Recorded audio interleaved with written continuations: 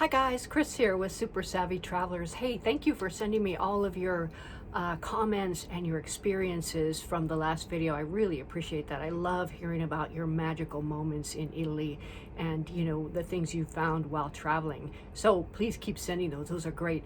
One thing I wanted to bring up though is I've been thinking about this a lot with regards to kids, teens, preteens, even college age kids. I really think they all need to go to Europe or another country that's a lot older than the U.S. The U.S. is pretty much a baby as far as countries go.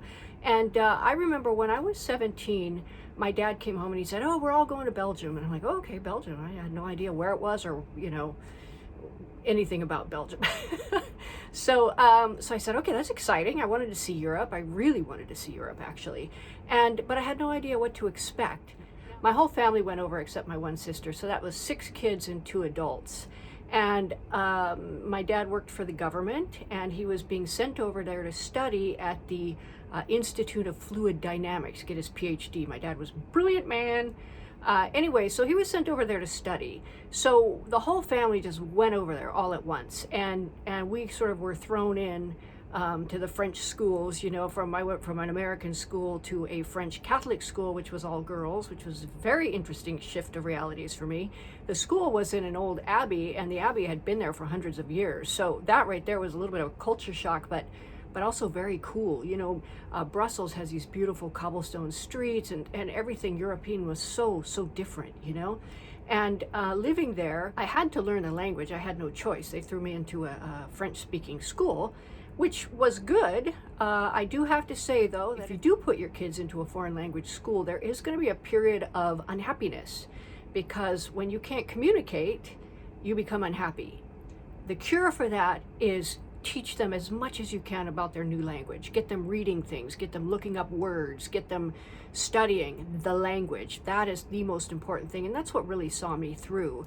I was depressed for a few months, pretty depressed. I mean, when you cut communication with other people, it has that reaction on you. However, when you restore the communication, the depression goes away, the upset goes away, and then you start finding your feet and doing well.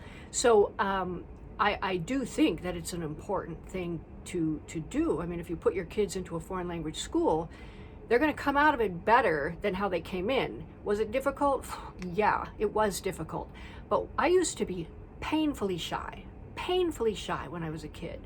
And after I went to Europe, got into a French-speaking school, learned the culture, learned the language, and sort of got through that whole period to where I turned it around and made it successful, I wasn't shy anymore, because I was like, God, if I could do that, I could do anything, And then that was a turning point in my life.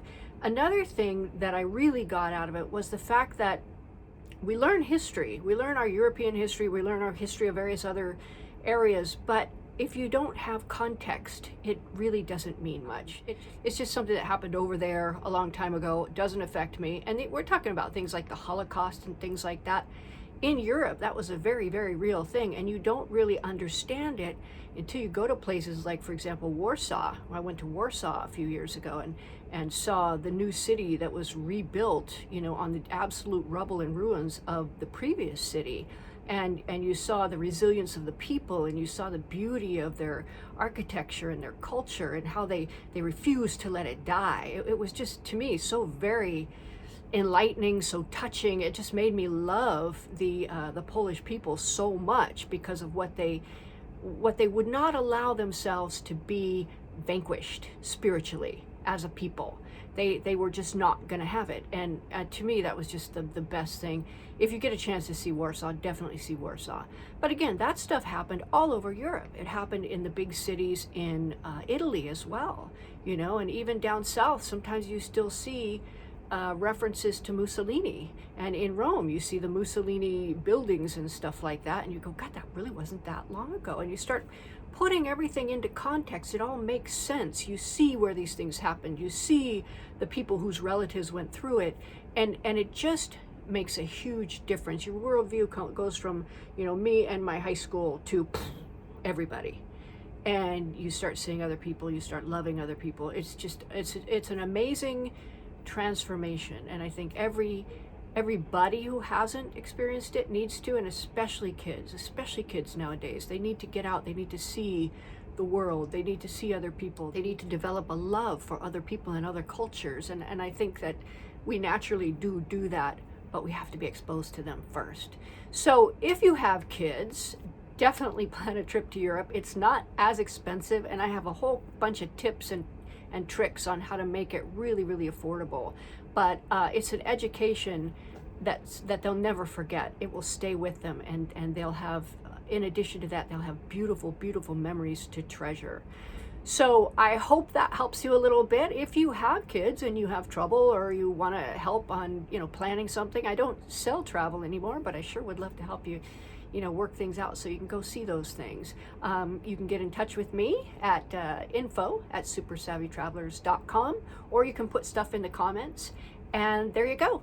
Thank you so much for watching the channel and all of your comments and interaction. It's just a joy to be part of this group. So I'll see you guys soon. Ciao.